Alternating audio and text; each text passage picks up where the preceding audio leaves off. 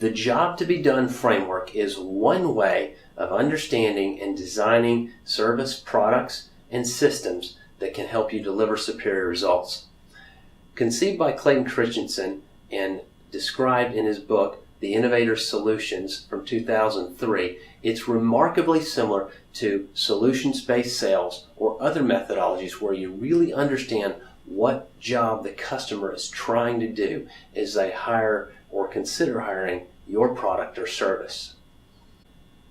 To explain the job to be done framework, Christensen summarizes research in which he and colleagues were hired by a large restaurant chain to understand how to sell more milkshakes. When they looked at this, they discovered that 40% of milkshake sales were in the morning.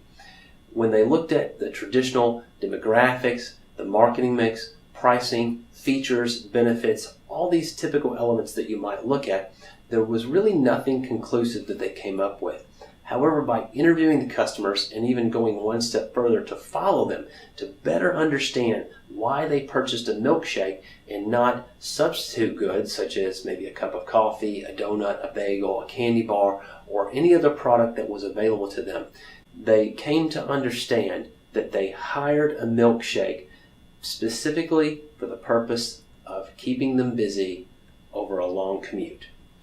What they discovered was that these customers were essentially hiring a milkshake to do a specific job, and that job was to keep them busy and give them something to do over their comparatively long commute in the morning.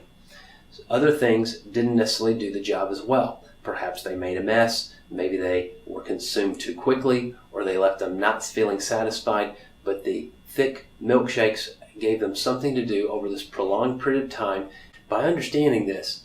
it's possible to take a look at other businesses. I recently reviewed a case in which there are two pizza establishments. One is an upscale pizza establishment that you might go to for a romantic Italian dinner, whereas the other is the kind that you might get pizzas quickly and comparatively cheaply for. By considering these two, we might hire one of these restaurants, pizza establishments, to provide pizzas for a soccer team that we need really fast, comparatively cheap, and good enough quality, where we might hire the other Italian or pizza restaurant for a romantic dinner with a friend or spouse and to really do a very different job. While you have these two pizza restaurants that essentially provide the same Italian pizza product,